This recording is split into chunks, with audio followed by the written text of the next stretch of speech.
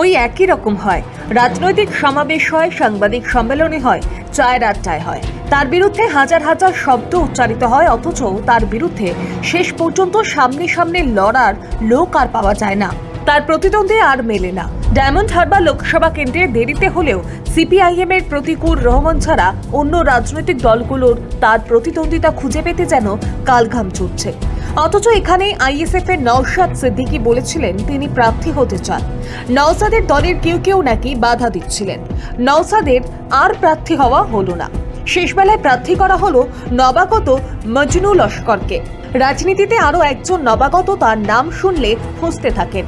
ক্রোধ যেন ব্যক্তিগত আক্রমণের রূপ নেয়।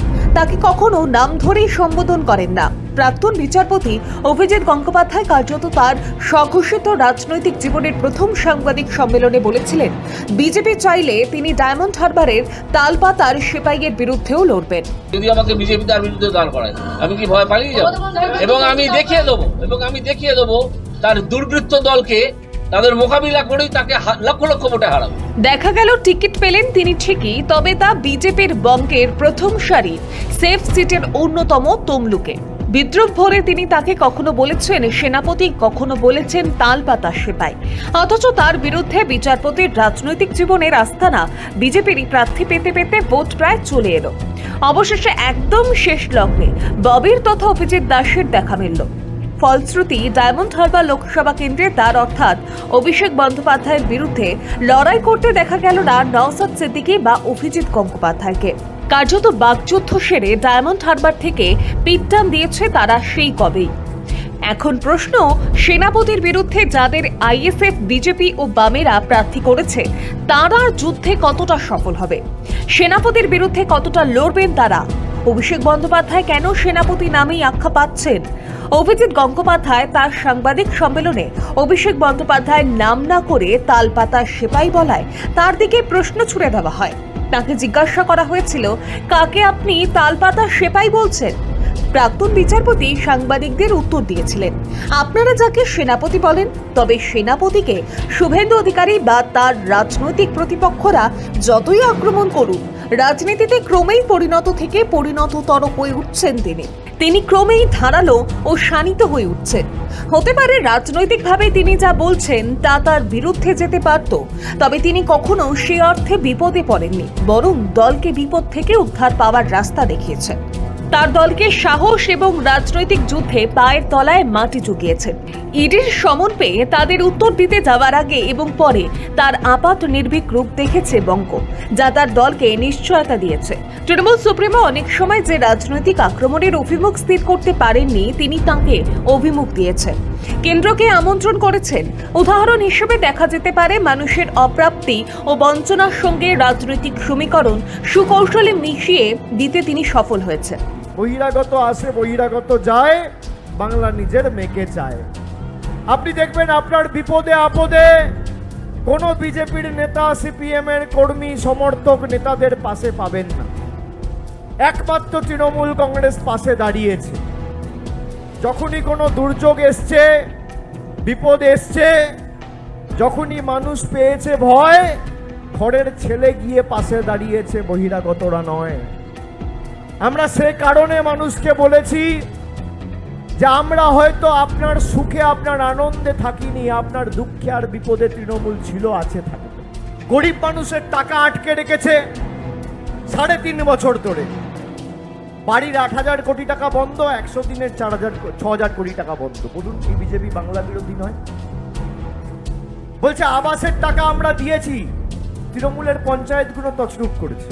প্রধানমন্ত্রীকে বলছি, আপনার পদের প্রতি পূর্ণ সম্মান মর্যাদা রেখে আপনি যদি প্রমাণ করতে পারেন শ্বেতপত্রটা প্রকাশ করে 17-18 আবাস তালিকায় আপনি 10 পয়সা দিয়েছেন আর বাংলায় হারার পর 10 পয়সা রাজ্য সরকারকে দিয়েছেন, আমি তৃণমূলের হয়ে কোনোদিন মানুষের কাছে ভোট চাইতে যাব না। ঝড়ে মুখ্যমন্ত্রী হিসেবে মমতা বন্দ্যোপাধ্যায় দুর্গতদের পাশে দাঁড়িয়েছেন, আর তিনি মুখ্যমন্ত্রীর পরে আসন্ন নির্বাচনকে মাথায় রেখে প্রচার পর্বের অঙ্গ হিসেবে উত্তরের জলপাইগুড়ি, ময়নাগুড়ি, ধূপগুড়ি ঝড় নিয়ে আবাস যোজনার কথা তুলে ধরেছেন।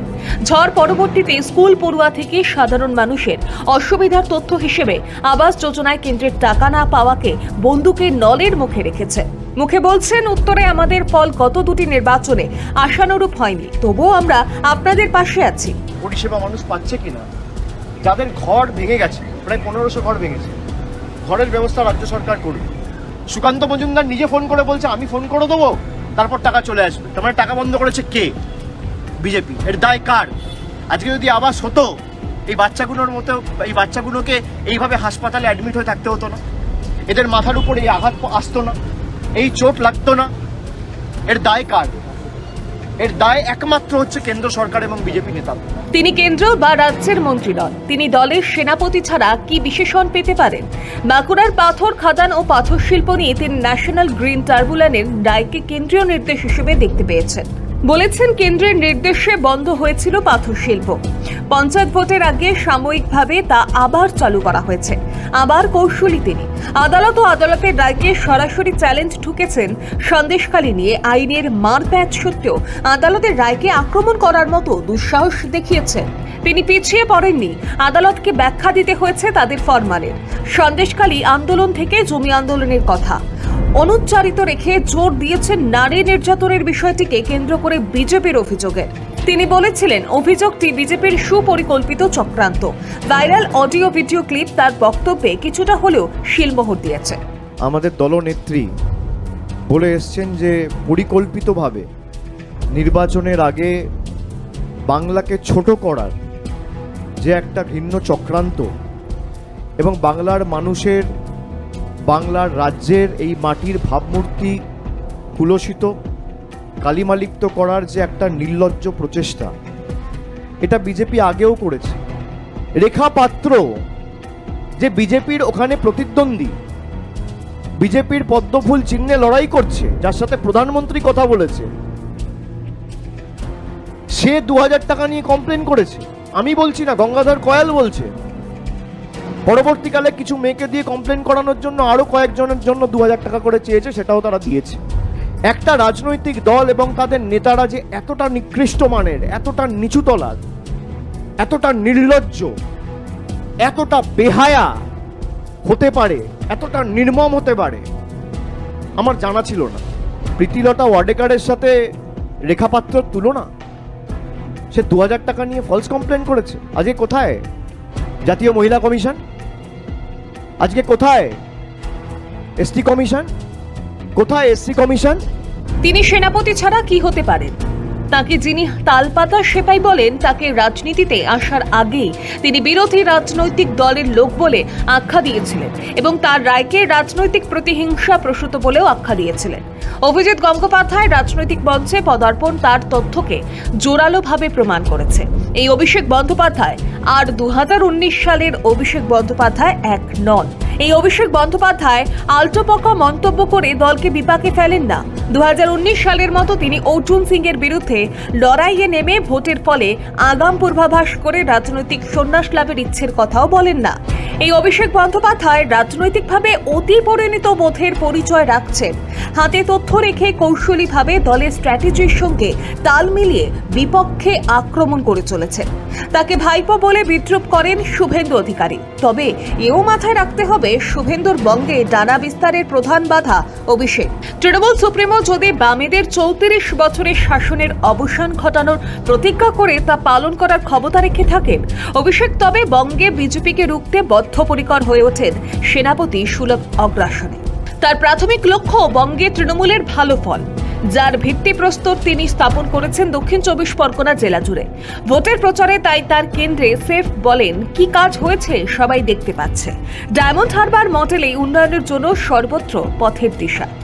আমরা সারা বছর এই ডায়মন্ড হারবার লোকসভা কেন্দ্রের বিস্তীর্ণ এলাকা জুড়ে কোথাও যদি কেউ দুর্ঘটনায় মারা গিয়েছেন, প্রাণ গেছেন, যদি কারোর অকালে প্রাণ গিয়ে থাকে, কোনো অ্যাক্সিডেন্টে, কোনো অগ্নিকাণ্ডে, 2 ঘন্টার মধ্যে আমাদের প্রতিনিধিরা গিয়ে পরিবারের পাশে দাঁড়িয়েছে। অন্য কাউকে দেখতে পাবেন। সিপিএম বড় ভাষণ দিচ্ছে যে গণতন্ত্র গণতন্ত্র গণতন্ত্র। 42 বছর এই ডায়মন্ড হারবার লোকসভা কেন্দ্রে সিপিএম এর প্রতিনিধি ছিল। শ্রমিক লাহিড়ী ক বছর ছিলেন? জ্যোতির্ময় বাবুরা কতদিন ছিলেন, অমল দত্তরা কতদিন ছিলেন? দেখান আমাকে গ্রামে কটা রাস্তা হয়েছে, এই মহিলা বিশ্ববিদ্যালয়, মেডিকেল কলেজ কে করেছে? খালি ডায়মন্ড হারবার বিধানসভায় পথশ্রী 2, পথশ্রী 3 আমরা খুব কম করে হলে 100 কোটি টাকার রাস্তা করেছি এক বছর। গত 10 বছরে ডায়মন্ড হারবার লোকসভা কেন্দ্রে আমরা 5,580 কোটি টাকার কাজ করেছি। বিজেপি সিপিএম এর নেতা এসে বলছে গণতন্ত্র লুণ্ঠিত। বাবা, আমরা গ্রামে রাস্তা দিয়েছি, আলো দিয়েছি, ডায়মন্ড হারবারে মেডিকেল কলেজ। আমি আপনাদের কাছে দাবি রাখবো, আবদার রাখবো যে আগামী দিন সব রেকর্ড ভেঙে ডায়মন্ড হারবারকে 1 নম্বর আসনে নিয়ে যেতে হবে। বিধানসভা যেন 1 নম্বর জায়গায় থাকে। বাংলায় কাজের নিরিখে ডায়মন্ড হারবার 1 নম্বর, ভারতবর্ষে 1 নম্বর। আমরা নিঃশব্দ বিপ্লব করে প্রতি বছর পুঙ্খানুপুঙ্খ হিসেব দিয়েছি। এই উন্নয়নের মডেল ধরেই তিনি এগিয়েছেন বলে ঘোষণা করেন। আর পাশাপাশি দক্ষিণ 24 পরগনা জুড়ে সবুজ ঝড় তোলার প্রাথমিক কাজ করার পরে নিজেকে ব্যস্ত রেখেছেন তৃণমূলের প্রচারে। জেলায় জেলায় জনগর্জন ছড়িয়ে দেওয়ার চেষ্টা করছেন। পাশাপাশি বিজেপিকে ক্রমশই ভেঙেছেন, রায়দিঘিতে ভেঙেছেন, মন্দির বাজারে ভেঙেছেন। তৃণমূল ছেড়ে বিজেপিতে বিধায়ক পদের প্রার্থী হওয়ার প্রথম সারির নেতাদের দলে ফিরিয়ে এনেছেন। অথচ মনে হতেই পারে খুব কি দরকার ছিল দল থেকে চলে যাওয়া মানুষদের ফেরানো। তার ঘনিষ্ঠ বাপি হালদারের কেন্দ্র মথুরাপুরের প্রত্যেকটি বিধানসভা আসনে 2021 সালে তৃণমূলই জয়ী হয়েছিল, কিন্তু যুদ্ধে বিপক্ষকে আরও হীনবল করায় যুদ্ধ পরিচালনাকারীদের কাজ। তিনি তৃণমূলের সেনাপতি ছাড়া আর কি হতে পারে? জয়নগর, মথুরাপুরের মতোই 2021 সালে বিধানসভা নির্বাচনের ছবি ছিল ডায়মন্ড হারবারের। ডায়মন্ড হারবার, ফলতা, সাতকাছিয়া, বিষ্ণুপুর, মহেশতলা, বজবজ, মেটিয়াবুরুজ, দক্ষিণ 24 পরগনা ও কলকাতা ছুঁয়ে থাকা দক্ষিণ 24 পরগনার অংশগুলোতে বিধানসভা নির্বাচনের অপ্রতিহত ছিল তৃণমূল। কি হবে 2024 সালের লোকসভা ভোটে ডায়মন্ড হারবার কেন্দ্রে? ডায়মন্ড হারবারের সাম্প্রতিক সময়ে লোকসভার রাজনৈতিক ইতিহাসে হালকা করে নজর রাখা যাক। 2019 সালে লোকসভা ভোটে 7,91,000 ভোট পেয়ে 3,21,000 ভোটে হারিয়ে দিয়েছিলেন বিজেপির নীলাঞ্জন রায়কে। বিজেপি 17% ভোট বাড়িয়েছিল ঠিকই, কিন্তু গায়ে গা লাগিয়ে প্রায় 15.82% ভোট বাড়িয়েছিল তৃণমূল, যা বঙ্গের অধিকাংশ লোকসভা আসনের সঙ্গে ঠিক মেলানো যায় না। রাজ্যে 8 বছর শাসনের পরে মুকুল, শুভেন্দু ও তাদের অনুগামীদের ক্ষয়কার্য এবং বিজেপির বঙ্গে ঝাঁপিয়ে পড়ার সামাল দিতে 2019 সালে হিমশিম খেতে হয় তৃণমূল কংগ্রেসকে। তৃণমূল বেশ কিছু লোকসভা আসন হারায় আর হাতে গোনা কয়েকটি আসনের লিড বাড়ে। যে কয়েকটি কেন্দ্রের লিড বেড়েছিল সেগুলো 2-5%। কিন্তু অভিষেক বন্দ্যোপাধ্যায় ডায়মন্ড হারবার লোকসভা কেন্দ্র যে অত্যন্ত সুরক্ষিত থেকে গিয়েছে তা তার ভোটের বিপুল মার্জিন বৃদ্ধিতেই সুস্পষ্ট। অথচ প্রথমবার সাংসদ হওয়ার লড়াইয়ে বেশ কঠিন বাধার মুখে পড়েছিলেন অভিষেক বন্দ্যোপাধ্যায়। 2009 সালে এই কেন্দ্রে তৃণমূলের টিকিটে প্রথমবার জয়ী হওয়া সোমেন মিত্রর 1,51,000 ভোটে জয়ের মার্জিন 2014 সালে এক ধাক্কায় 71,000-এ নেমে আসে।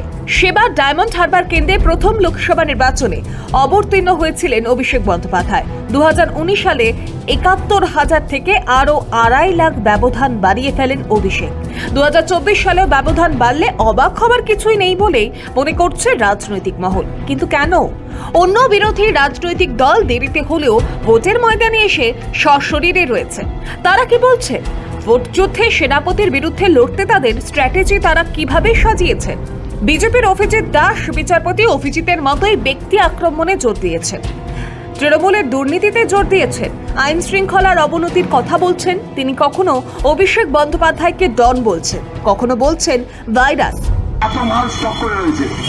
অভিষেক ব্যানার্জি ট্রেনার সিটে চলে যখন ইঁদুর বা ছুঁচোর মতো মাছ স্টক করা, শুধু কয়লা বা বেরো থেকে হয়নি। 2200 পৃষ্ঠা চার্জশিট রয়েছে দিতে, বেশি দিন লাগবে না। আমি বন্ধ বলে আছি, লিখে রাখুন না, 3 মাস, অতদিন যাবে না। ও গ্যারেজ হচ্ছে, কেউ উঠতে পারবে না। এই নির্বাচন না হতে দিয়ে অভিষেক ব্যানার্জি ডায়মন্ড থেকে নিয়ে চলে গেছে কমিশন মারফত, তার লোকেদের মারফত, আর কিছু উচ্ছিষ্ট দিয়ে গেছে। এই জন্য ভারতবর্ষের বুকে একমাত্র সংসদ যেখানে এই নির্বাচনটা করতে দেয় না, তার মূল কারণ হচ্ছে মধু। আর ও ধর দিয়ে যায় কি 5,600 কোটি টাকা নাকি খরচা রয়েছে, যে 42 কোটি টাকা খরচা করতে পারে না। ওর ভাগে এসছে 42 কোটি টাকা একটা সাংসদ হিসেবে। তার একটা, আমি দায়িত্ব নিয়ে বলছি তো বলি, একটা টাকা আনার ওর বোধ নেই, অন্য লোকের ক্ষতি করি। আমি মনে করি পেনি সর্বদাই শোর, আমার ওর জন্য ওদের উপর আমার রাগ নেই। তবে অভিজিৎ দাসের অসুবিধা, তিনি প্রচারের জন্য হাতে পেয়েছেন হাতে গোনা কয়েকদিন। তাছাড়া এবার এই কেন্দ্রে রয়েছেন অন্য দুই প্রতিপক্ষ, যার মধ্যে বামেদের উত্থানের পরিষ্কার ইঙ্গিত রয়েছে।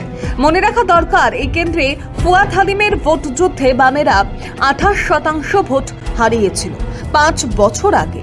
তবে অভিজিৎ দাসের প্লাস পয়েন্ট হলো বিজেপি দলের সঙ্গে দীর্ঘদিনের সম্পর্ক। ডায়মন্ড হারবার কেন্দ্রটি তার হাতের তালুর মতো চেনা। আগেও তিনি বিজেপির হয়ে লড়েছেন, তবে এবার তার লড়াই খুব কঠিন। সিপিআইএম বা আইএসএফ এর প্রচার বিজেপির চেয়ে সম্পূর্ণ অন্য খাতে বইছে। মজনু লস্কর বন্ধ কলকারখানা খোলা এবং কর্মসংস্থানের দিকে নজর দিয়েছেন। অন্যদিকে সিপিআইএম এর প্রতিকূল রহমান এই কেন্দ্রে জুড়ে বন্ধ হতে থাকা কলকারখানা ও বেকারত্বের ছবি তুলে ধরার পাশাপাশি খাদ্য, শিক্ষা, বাসস্থানের কথা বলছেন। ডায়মন্ড হারবার লোকসভা কেন্দ্র জুড়ে মানুষের গণতান্ত্রিক অধিকার খর্ব হবার কথা বলছেন প্রতিকূল রহমান। ওই পঞ্চায়েত নির্বাচন হলো, পৌরসভা নির্বাচন হলো, অভিজ্ঞতা কি এলাকার মানুষের? ভোট লুট হয়ে যাচ্ছে। তৃণমূলের আমলে চাকরি লুট হয়েছে, তৃণমূলের আমলে গরু পাচারের টাকা লুট হয়েছে, তৃণমূলের আমলে সোনা চুরি লুট হয়েছে, তৃণমূলের আমলে সব লুট হয়েছে। লুট হতে হতে এমন জায়গায় গিয়েছে মানুষের ভোট পর্যন্ত লুটে নিয়েছে। মানুষ ভোট দিতে পারবে না। তথাপি হারিয়ে যাওয়া বামফ্রন্টকে ফিরিয়ে আনাই প্রতিকূলের প্রাথমিক লক্ষ্য। বঙ্গে দু একটা কেন্দ্র বাদ দিলে অধিকাংশ কেন্দ্রের মতোই এখানেও বামেদের লক্ষ্য কি করে দ্বিতীয় স্থানে উঠে আসা যায়। কার্যত অভিষেক বন্দ্যোপাধ্যায়ের মূল প্রতিপক্ষ 3 জনের লক্ষ্যই ভিক্টি স্ট্যান্ড নয়, কারণ অভিষেকের বিরুদ্ধে ডায়মন্ড হারবারের বাকিদের প্রচার পর্ব শুরু হতে না হতেই মনোনয়ন পর্ব জমা দেওয়ার দিন চলে এসেছে। লড়াই করার সময় তারা পাননি, পেলেও তারা কতটা সফল হতেন তা বলা খুব দুরূহ, কারণ অভিষেক তার লোকসভা কেন্দ্রে সুকৌশলীভাবে ইতিমধ্যে সুরক্ষিত করে ফেলেছেন। অথচ অভিষেক বন্দ্যোপাধ্যায় স্রেফ ডায়মন্ড হারবারে পড়েনি, তার চোখ ও ব্যাপ্তি বঙ্গজুড়ে। তথাপি ডায়মন্ড হারবার তার নিজের কেন্দ্র, তিনি সেকেন্ড হোম মনে করেন ডায়মন্ড হারবারকে। তিনি মনে করেন কিনা তার চেয়ে বড় কথা, ঘরের ছেলে হিসেবেই তাকে ডায়মন্ড হারবার স্বীকৃতি দিয়েছে। এবারও লোকসভা ভোটের হাওয়ার অভিমুখ বলছে রাজ্যের শাসক দলের সেনাপতি অভিষেক বন্দ্যোপাধ্যায়ের টানা তৃতীয়বার জয়ের সম্ভাবনা ডায়মন্ড হারবারের মতোই উজ্জ্বল। পুরন্দর চক্রবর্তী ও চুমকি সূত্রধরের রিপোর্ট, সময় কলকাতা।